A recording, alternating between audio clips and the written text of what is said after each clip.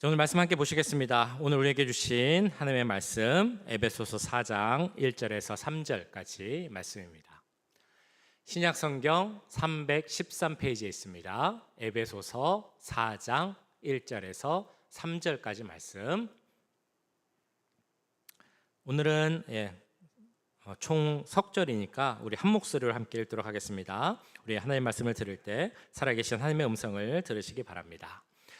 그러므로 주 안에서 갇힌 내가 너희를 권하노니 너희가 부르심을 받은 일에 합당하게 행하여 모든 겸손과 온유로 하고 오래 참음으로 사랑 가운데서 서로 용납하고 평안에 매는 줄로 성령이 하나 되게 하신 것을 힘써 지키라. 아멘. 어떤 그 나이가 많이 드신 스승님, 거의 이제 인생의 마지막을 바라보는 한 스승이 스승과 제자들이 한 자리에 함께 모였습니다. 제자들이 이 스승님에게 마지막 교훈을 얻기 위해서 자리를 같이 한 것입니다. 한 젊은 제자가 스승에게 이렇게 물어봤습니다. 선생님, 스승님, 저희는 선생님 곁에만 있어도 참 행복함을 느꼈습니다. 때로는 우리 가운데 아픔이 있을 때가 있는데 선생님 곁에 있으면, 선생님과 이야기하면 그 아픔이 치유되는 것을 느꼈습니다. 우리 가운데 갈등이 생길 때도 있었는데 선생님 앞에 나와서 대화를 하면 그 갈등이 다 풀리는 것처럼 생각이 됐습니다. 혹시 거기에 특별한 비결이 있으십니까? 라고 물어봤습니다. 그때 그 스승이 이 제자의 손가락을 이렇게 딱 잡더니 자기의 입 안으로 딱 넣는 겁니다. 그래서 좀 이상하다면 이상한 행동이라고도 할 수 있는데, 그 스승이 너무 나이가 많이 들어서 이제 이가 다 빠지고 이가 거의 없는 그런 상태였습니다. 근데 그 입으로 그 제자의 손을 넣은 것입니다. 그리고 이제 제자한테 물어봤습니다. 얘야, 너가 지금 입속에서 만져진 게 무엇이니? 딱딱한 이빨이 만져졌니? 제자가 아닙니다. 이빨은 만져지지 않았습니다. 그러면 부드러운 잇몸은 만져졌니? 네, 부드러운 잇몸이 만져졌습니다. 그러면 그 말랑말랑한 혓바닥도 만져졌니? 네, 혓바닥도 만져졌습니다. 그러면 너가 지금 느낀 것처럼 그렇게 살아야 한다. 딱딱한 이빨처럼 딱딱하게 서로 찌르고 그렇게 사는 것이 아니라 부드러운 잇몸처럼 다른 사람도 부드럽게 부드러운 마음을 갖고 그렇게 살아야 한다라는 그런 가르침을 줬다고 합니다. 자, 우리는 모두 그리스도인입니다. 그리스도인으로서 살아가는 것, 믿음 가운데 살아간다는 것 참 쉽지 않습니다. 그래서 저는 가끔 그런 생각을 합니다. 우리가 이제 주님 앞에 나와서 기도를 하는 거예요. 하나님, 제가 믿음 가운데 정말 잘 살기를 원합니다. 그러면 하나님이 믿음을 확 주셔가지고 정말 누구 부럽지 않게 믿음으로 살면 얼마나 좋을까. 우리가 그렇게 믿음 가운데 살고 싶습니다 라고 기도하면 하나님이 그래, 내가 잘 인도해 줄게. 그래서 삶 속에서도 흔들리지 않고 믿음 있는 자로서 그렇게 살아갈 힘이 나에게 있으면 얼마나 좋을까라는 그런 생각을 많이 해봅니다. 잘 아시는 것처럼 우리의 삶은 그냥 믿음이 있다고 해서, 교회 나온다고 해서 저절로 믿음대로 사라져가는 그런 삶이 아닙니다. 오히려 더 힘든 삶이죠. 치열한 영적 전쟁이 있고 끊임없는 고민과 갈등이 있는 곳이 바로 우리 삶의 자리입니다. 그래서 이 삶을 살아가는 것이 참 힘듭니다. 어떻게 살아가야 하나? 내가 어떤 모습을 보여야 하나? 주님께서는 그런데 우리에게 너희는 믿음이 있는 자들이니, 내가 부른 자들이니 그 부르심에 합당한 삶을 살아야 한다라고 말씀합니다. 그러면 부르심에 합당한 삶은 어떤 것인가? 오늘 1절 말씀을 보시면 1절 말씀에서 이렇게 말씀하시죠. 그러므로 주 안에서 갇힌 내가 너희를 권하노니 너희가 부르심을 받은 일에 합당하게 행하여. 주 안에서 갇혔다라고 표현이 됩니다. 감옥 안에 갇혀 있는 바울이라고 제가 말씀을 드렸습니다. 이 감옥에 갇힌 바울이 저 멀리 있는 에베소 교회 성도들에게 내가 비록 갇혀 있지만 너희들에게 간절히 부탁하는 게 하나 있다라고 이야기를 합니다. 그것이 무엇인가 하면 너희가 부르심에 합당한 삶을 살라. 부르심을 받은 일에 합당하게 행하라라고 말씀을 합니다. 한마디로 하면 오늘 제목에 나온 것처럼 부르심에 합당한 삶을 살라라고 이야기하는 것입니다. 부르심에 합당한 삶, 하나님께서 우리를 부르셨는데 그 부르심에 합당한 삶이 무엇인가? 부르심에 합당한 삶은 어떤 의미이고 또 바울은 왜 에베소 교회 성도들에게 그리고 지금 우리들에게 부르심에 합당한 삶을 살라라고 말하고 있겠습니까?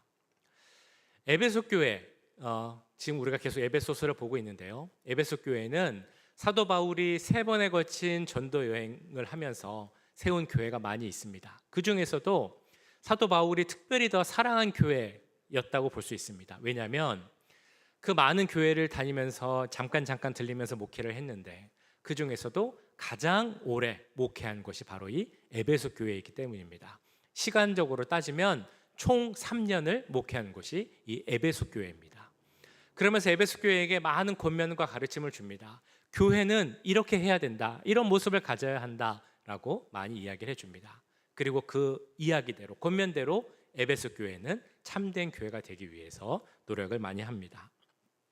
자, 그런데 이 에베소서가 써진 후에 한 20-30년 후에 또 다른 서신서에서 또 다른 성경에서 이 에베소 교회가 언급이 됩니다. 거기가 어디냐면 바로 요한계시록입니다. 요한계시록 2장 2장 그리고 3장을 보시면 이 사도 요한이 소아시아 지역, 그러니까 지금의 터키에 있는 7교회에 대해서 언급을 합니다. 그 7교회에 대해서 뭐 이런 것은 좋고 이런 것은 안 좋고 이렇게 이야기를 합니다. 거기를 보시면 에베소 교회도 참 좋은 점, 장점이 많이 있다라고 사도 바울이 언급을 합니다. 자, 그런데 사도 요한의 그 이야기 중에 에베소 교회가 장점이 참 많지만 문제점, 책망할 것이 하나 있다라고 말을 합니다. 이렇게 나오죠. 그러나 너를 책망할 것이 있나니 너의 처음 사랑을 버렸느니라. 에베소 교회의 문제가 무엇인가 하면 처음 사랑을 버렸다라는 것입니다. 처음 사랑이 무엇입니까? 우리가 예수님을 처음 만났을 때 예수님 주신 그 은혜, 감격으로 인하여서 내 마음이 막 뜨거워지는 그 감격, 그것이 처음 사랑의 의미입니다. 우리가 그리고 나서 기도하고 내 죄를 알면서 회개하고 그때 흘렸던 뜨거운 눈물들, 그 이후로도 계속 나오를 이유 모를 그 눈물들, 그게 처음 사랑의 의미입니다. 그리고 하나님 말씀을 듣고 은혜 받아서 이제는 내가 하나님의 자녀이니까 앞으로는 이렇게 살아야지 하고 결단했던 그 뜨거운 열정, 이런 것들이 바로 처음 사랑에 속하는 그런 내용일 것입니다. 자, 그런데 우리가 처음에는 이랬는데 시간이 지나면서 이런 뜨거운 마음들이 조금씩 식어져 갔다는 것입니다. 내가 하나님의 뜻대로 하나님의 그 주님이 가신 길을 가며 십자가의 그 길을 가고 예수님을 닮겠습니다 라고 결단했는데 그 결단도 사라져가는 것입니다.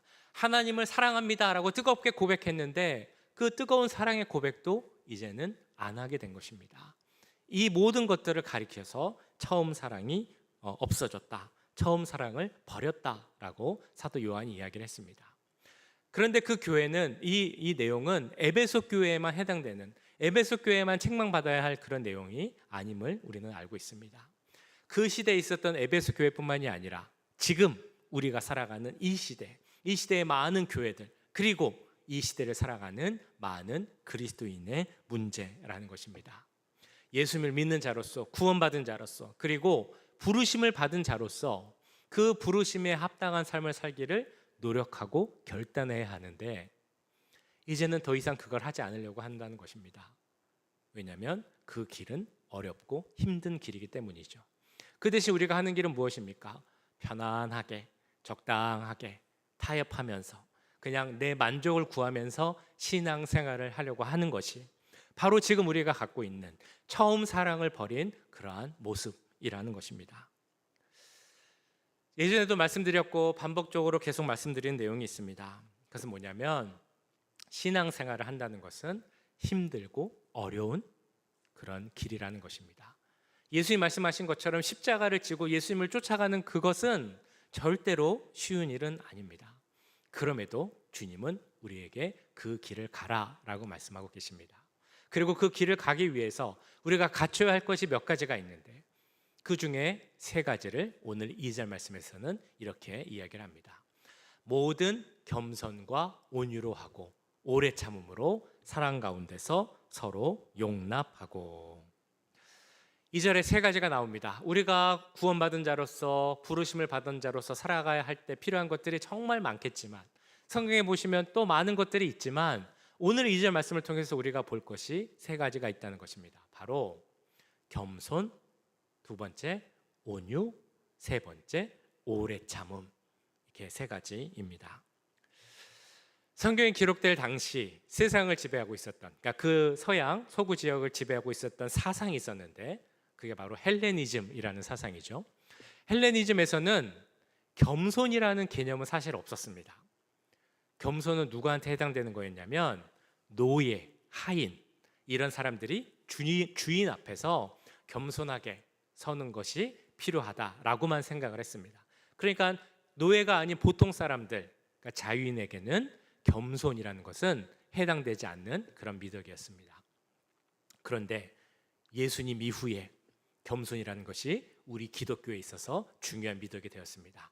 왜냐하면 예수님께서 스스로 그 겸손과 온유에 대해서 이렇게 말씀하셨기 때문입니다. 나는 마음이 온유하고 겸손하니 나의 멍에를 메고 내게 배우라. 그리하면 너희 마음이 쉼을 얻으리니. 이 말씀에도 나오지만 우리가 그리스도인으로서 살아갈 때 중요한 것은 우리 예수님을 닮아가는 것이다 라고 할 수 있을 것입니다. 예수님을 배우고 예수님을 닮아가는 것, 예수님이 가진 성품을 우리도 갖는 것, 이것이 우리의 목표입니다. 세상에서 말하는 좋은 미덕들이 있습니다. 좋은 성품을 갖기 위해 필요한 것들이 있습니다. 그런데 우리가 여기서 말하는 우리가 미덕, 좋은 성품을 갖기 위해 필요한 것들은 우리가 사람이니까 좋은 성품 가져야 됩니다. 사람들에게 칭찬받기 위해서 좋은 인성 가져야 됩니다. 이 세상에서 잘 살아가려면 좋은 인격을 가져야 됩니다. 그렇기 때문에 이런 것들을 갖추십시오. 이런 의미에서 이것이 필요하다라고 말씀드리는 것이 아닙니다. 우리가 오늘 말씀드리는 겸손, 온유, 그리고 인내 이런 것들을 가져야 한다는 것은 그것이 바로 예수님께 속한 예수님의 성품이기 때문에 우리는 그리스도인으로서 예수님을 닮아가야 하는 사람들이기 때문에 그 예수님의 성품을 우리도 가져야 한다라고 말씀드리는 것입니다. 오늘 본문에서 이렇게 말씀을 합니다. 내가 겸손하고 온유하니 너희도 내 멍에를 메고 나를 본받으라 라고 말씀하고 있습니다. 예수님의 겸손이 어디서 나타났습니까? 예수님은 하나님이시고 하늘 보좌에 앉아 계시는 분인데 그 높은 보좌를 버리고 종의 형태로 이 땅에 오셨다라는 것에서 우리는 알 수 있습니다.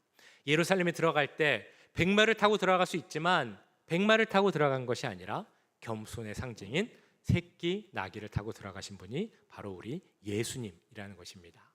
십자가에 못 박히시기 전날 그 제자들을 모아놓고 함께 식사를 하면서 유월절 만찬 가운데 누구도 발을 닦아주지 않으려 할 때 먼저 나서서 제자들의 발을 닦아주고 수건으로 또 닦아주신 분이 바로 우리 예수님, 섬김과 겸손의 보존을 보여주신 예수님이라는 것입니다. 이런 모든 모습을 보면 우리 예수님은 겸손하신 분이구나 라는 것을 우리는 알게 되고, 그리고 동시에 그 예수님 앞에 서면 우리가 겸손한 사람이 되어야 되겠구나 라는 것을 깨닫게 됩니다. 우리에게 주어지는 성품이 바로 겸손이라는 것입니다. 왜냐하면 주님 앞에 서면 우리는 우리가 어떤 사람인지를 깨닫게 되기 때문입니다. 이렇게 고백할 수밖에 없죠. 주님, 저는 죄인입니다. 주님, 나는 죄인 중에서도 괴수입니다. 나는 아무것도 아닙니다. 나는 무가치한 그런 존재입니다. 나는 무익한 종입니다. 주님 앞에 서면, 겸손하신 주님 앞에 서면 우리는 그 앞에서 이런 고백을 할 수밖에 없습니다. 이것을 아는 것이 중요하죠. 나는 아무것도 아니다. 그럴 때 주 앞에서 우리는 겸손할 수 있게 됩니다. 그리고 그렇게 아무것도 아닌 나를 위하여서 예수님께서 하늘 보좌를 버리시고 이 땅에 오셔서 십자가를 지시고 죽으셨다. 그것을 알게 되면, 그것이 내 마음속에 있게 되면 우리는 더욱 겸손할 수밖에 없다는 것입니다. 겸손하다라고 하면 어떤 생각이 드십니까? 겸손해진다라는 것이 뭔가 약해지는 것 같은 그런 생각이 드십니까? 겸손한 것은 손해본다라고 생각이 드십니까? 이 세상, 거친 세상, 치열한 경쟁 사회에서 어떻게 겸손하게 살 수 있어? 그것은 말이 안 돼라고 생각을 하십니까? 그러나 주님은 분명 말씀하셨습니다. 나는 겸손하고 온유하다. 약할 때 강함 되시는 분이 우리 주님이시다. 그리고 주님께서는 그 약한 자, 겸손한 자를 들어서 높은 곳에 앉히시겠다라고 말씀하셨습니다. 우리는 그 주님의 약속을 믿기에 주님께서 그러하셨던 것처럼 우리도 겸손한 자리에 서게 될 줄 믿습니다. 그 말씀대로 겸손함으로 주 앞에 설 수 있는 우리 모두가 될 수 있기를 간절히 축복합니다. 자, 겸손과 함께 나오는 또 다른 두 번째 덕목이 있습니다. 바로 온유이죠. 사실 겸손보다 더 많은 오해를 받고 있는 것이 바로 온유입니다. 온유 그러면 이런 생각이 듭니다. 왠지 좀 약하다, 못나고 힘이 없다. 그래서 심지어는 세상에서 경쟁에서 이기지 못한 사람들, 치열하게 살지 못한 사람들, 강하지 못한 사람들이 세상 말로 하는 그 루저들이 내 변명, 핑계를 삼기 위해서 쓰는 것이 바로 온유처럼 보이기도 합니다. 근데 이것은 온유라는 것을 잘못 이해한 것입니다. 성경에서 말하는 온유는 다릅니다. 성경에서 말하는 온유를 대표적으로 보여주는 인물이 있는데 혹시 누군지 아십니까? 온유의 대표 인물, 바로 모세입니다. 민수기 12장 3절을 보시면 모세에 대해서 이렇게 말씀을 합니다. 이 사람 모세는 온유함이 지면의 모든 사람보다 더하더라. 무슨 말이냐면 이 세상에서 가장 온유한 사람이 누구냐 하면 바로 모세라고 이야기를 하고 있는 것입니다. 사실 모세는 날 때부터 온유한 사람은 아니었습니다. 대표적으로 모세가 애굽의 왕궁에서 바로의 왕자로 있을 때 그 자기 동족 이스라엘 백성들이 고난당하는 것을 보면서 그것을 괴롭히는 그 애굽의 군인을 돌로 쳐서 죽인 적이 있습니다. 화를 못 이겨서 사람을 쳐서 죽인 사람이 바로 모세, 혈기왕성한 그 모습을 갖고 있던 사람이 바로 모세였습니다. 그런데 모세가 그렇게 혈기왕성했던 사람이 나중에는 가장 온유한 사람이 되었습니다. 어떻게 이 변화가 일어나게 된 것일까요? 어떻게 하다 보니까 모세가 마음이 약해져서 그냥 온유한 사람이 된 것일까요? 아니면 시간이 지나고 나이가 들다 보니까 누구든 나이가 들면 조금씩 부드러워지는 게 있잖아요. 그런 면에서 모세도 조금 부드러워진 것일까요? 온유라는 말, 그 단어를 보면 프라오스라는 단어인데요. 이 단어가 갖고 있는 뜻은 뭐냐면 어떤 힘, 하나의 힘이 잘 조절이 되어서 컨트롤이 되어서 그 인격에 나타나는 그것을 온유라고 합니다. 힘이 없는 것이 아니라 잘 조절된 상태를 온유라고 합니다. 그래서 온유를 설명하는 가장 좋은 비유, 제가 생각하는 가장 좋은 비유가 있는데 그건 뭐냐면 잘 길들여진 야생 독수리와 같은 것이 온유다라고 이야기를 합니다. 잘 길들여진 야생 독수리. 표현 자체가 좀 역설적이긴 하죠. 야생 독수리인데 잘 길들여진 독수리.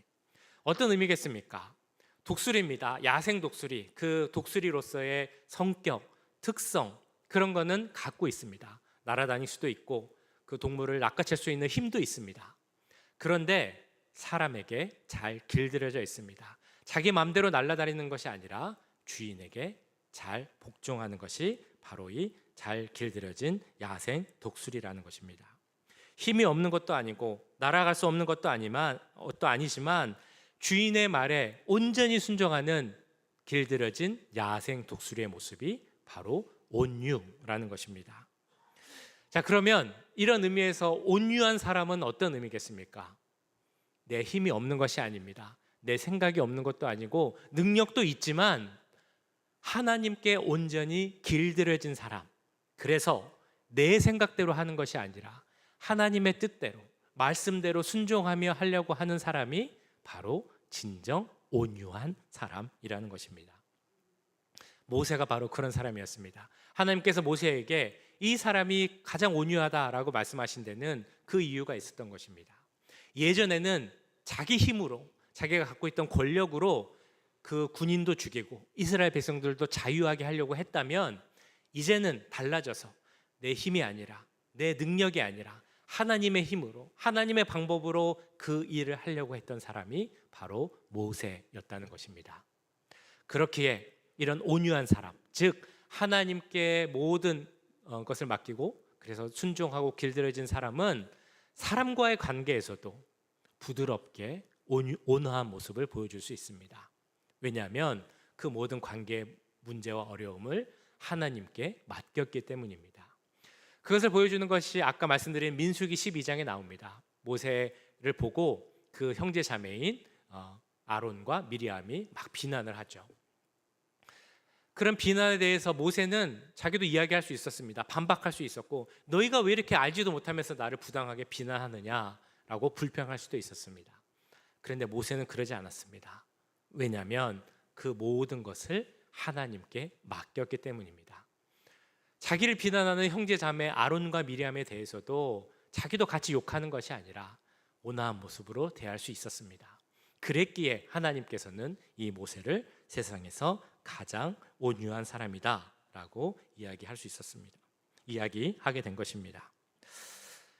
힘이 없어서가 아니라, 정당성이 없어서가 아니라 그는 온유한 사람이었기에 이 모든 것을 하나님께 맡기고 사람에게도 온유한 모습을 보일 수 있었던 것입니다.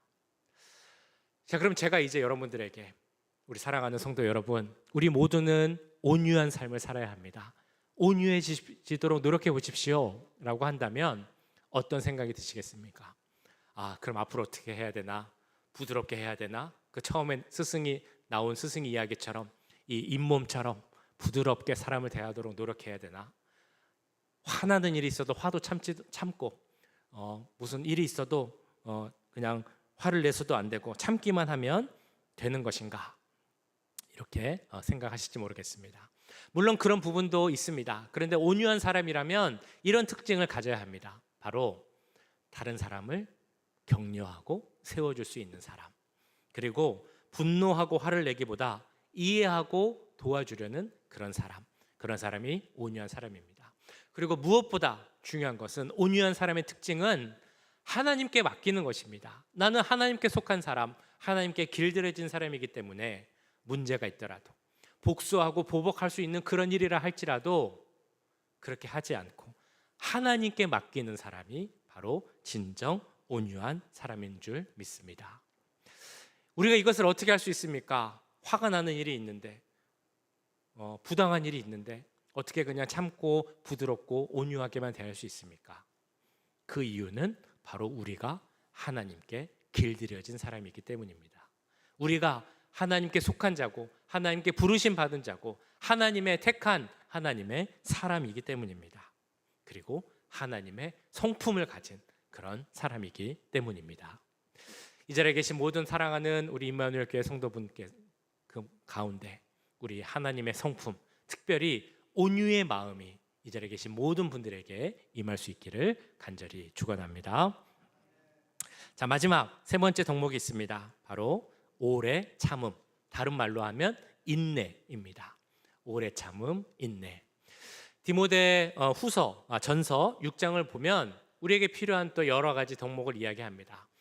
오직 너 하나님의 사람아, 이것들을 피하고 의와 경건과 믿음과 사랑과 인내와 온유를 따르며. 6가지 덕목이 나오는데 이 본문을 잘 보면 2가지씩 짝이 지어져 있음을 우리는 알게 됩니다. 의와 경건이 한 짝이고 믿음과 사랑이 또 하나의 짝이고 마지막으로 인내와 온유가 하나의 쌍이 됩니다. 이걸 보시면 지금 보신 온유와 또 새롭게 보실 인내가 서로 연결된 밀접한 관계가 있다는 것을 우리가 알게 됩니다. 이것이 밀접한 관계가 있는 이유, 바로 이 모두가 하나님의 성품이기 때문입니다. 로마서 2장을 보시면 하나님의 성품 중에서도 그 오래 참으심, 길이 참으심에 대해서 이렇게 말씀을 합니다. 혹 내가 하나님의 인자하심이 너를 인도하여 회개하게 하심과 알지 못하여 그의 인자하심과 용납하심과 길이 참으심이 풍성함을 멸시하느냐. 여기 나오는 길이 참으심이라는 표현이 있습니다. 길이 참으심이라는 표현의 원래 뜻은 내가 원래 복수할 수 있는데, 보복할 수 있는데, 그 권리가 나한테 있는데 그것을 하지 않고 기다리는 것, 그런 의미가 있습니다. 하나님은 복수할 수 있는 권리가 있습니다. 다른 말로 하면 하나님은 심판할 그런 권리와 힘이 있으시다는 겁니다. 그런데 하나님은 그렇게 하지 않고, 그것이 해야 할 일이지만 그렇게 하지 않고 오래 길이 참으시겠다라고 말씀하고 있습니다. 그리고 그 이유에 대해서는 베드로후서 3장에서 이렇게 말씀합니다. 주의 약속은 어떤 이들이 더디다고 생각하는 것 같이 더딘 것이 아니라 오직 주께서는 너희를 대하여 오래 참으사 아무도 멸망하지 아니하고 다 회개하기에 이르기를 원하시느니라. 이 말씀 한번 잘 보시기 바랍니다. 하나님께서 오래 참으시는 이유, 길이 참으시는 이유가 무엇이라고 나옵니까? 아무도 멸망하지 않기를 원하시기 때문에, 모두가 다 회개하기를 원하시기 때문에, 그래서 우리 모두가 다 구원받기를 원하시기 때문에 그래서 오래 참으신다라고 말씀합니다. 우리 사람 관계에서도 그렇지만 우리가 뭔가를 다른 사람이 잘못한 것을 용납하고 또 조금 기다리고 참아야 할 때 그것이 얼마나 힘든 일인가 우리는 잘 알고 있습니다. 참는다는 것은 내가 힘든 일입니다. 내가 아픈 일이라는 것을 아마 알고 계실 것입니다. 그렇다면 그것은 똑같이 하나님께도 나타납니다. 우리가 회개하고 용서받고 구원받기 위해서 하나님은 오래 참으신다라고 나오고 있는데요. 그를 위해서 하나님이 스스로 아프셔야 한다는 것입니다. 기다린다는 것은 하나님 스스로 아픔을 당하신다라는 것입니다. 그런데 하나님은 스스로 내가 아픔을 당하면서까지도 기다리겠다라고 말씀하신 것입니다. 왜 그런 말씀하셨습니까? 우리를 사랑하시기 때문에, 그래서 우리가 돌아와서 구원받기를 원하시기 때문에 하나님은 스스로 아픔을 당하면서 기다리고 참으신다라고 말씀하신 것입니다. 그러면서 우리에게도 말씀하십니다. 너희도 참으라, 너희도 기다리라. 그리고 그 말에는 이런 의미가 있는 것이죠. 너희도 아플 수 있어야 한다. 왜 그렇게 말씀하십니까? 하나님께서 오래 참으면서 아프셨기 때문입니다. 그 아픔 가운데 우리를 사랑하셨기 때문입니다. 그리고 그 사랑을 우리가 받은 자들이기 때문에 우리는 그것이 비록 아프고 힘들다 할지라도 참고 기다릴 수 있어야 한다는 것입니다. 오래 참을 수 있으시겠습니까? 앞으로 어떤 일이 있을 때 하나님처럼 인내할 수 있으시겠습니까? 인내는 세상 사람들도 많이 이야기합니다. 인내에 대해서 정말 유명한 말이 있죠. 세상 말 중에 참을 인자 세개면 살인도 면한다. 이 말은 아마 정말 많이 들어보셨을 겁니다. 세상도 인내를 이야기합니다. 인내하면 좋은 것이다. 내 성격, 인성에도 좋은 것이고 사람들과의 관계도 좋아질 것이다. 그래서 참고 인내하라 라고 말합니다. 물론 이것도 좋은 말입니다. 틀린 말은 아닐 것입니다. 그러나 계속 말씀드리는 것이 있습니다. 우리가 참아야 하는 이유, 세상에서 말하는 그 이유와 우리가 참아야 한다고 하는 그 이유는 다릅니다. 우리가 참아야 하는 것은 우리가 하나님께 사랑받은 자로서, 하나님께 부르심 받은 자로서 우리도 그 오래 참음을 경험하였고 그 사랑을 받은 자들이기 때문에 그 성품을 담기 위해서 우리도 인내할 수 있어야 한다는 것입니다. 옛날 같으면 정말 화나는 일이 있더라도, 옛날 같으면 정말 불같이 화를 내서 몇 번이고 성질이 나서 한바탕 크게 할 그런 일이라 할지라도 지금은 우리가 참고 그것을 받아주고 이해할 수 있는 이유는 우리가 하나님의 부르심을 받았고 하나님의 사랑을 받은 자들이기 때문입니다. 그 사랑이 우리 가운데 가득 넘쳐서 정말 하나님의 성품대로 인내하고 오래 참을 수 있는 그 은혜가 우리 가운데 임할 수 있기를 간절히 축복합니다. 참된 겸손, 참된 온유, 참된 인내, 우리가 이것을 갖고 살아야 하는 이유가 무엇이라고 말씀드렸습니까? 오늘 제목에도 나오죠. 우리가 부르심을 받은 자로서 합당한 삶을 살아야 하기 때문입니다. 또 다른 이유가 있습니다. 더 나아가면 우리가 그런 합당한 삶을 살아서, 즉 변화된 삶을 삶으로써 지금도 살아 역사하시는 예수 그리스도를 증거해야 하기 때문입니다. 우리 힘으로 온유할 수 있습니까? 겸손하고 인내할 수 있을까요? 그럴 수 없다라고 말씀드렸습니다. 우리 힘으로는 그것은 불가능합니다.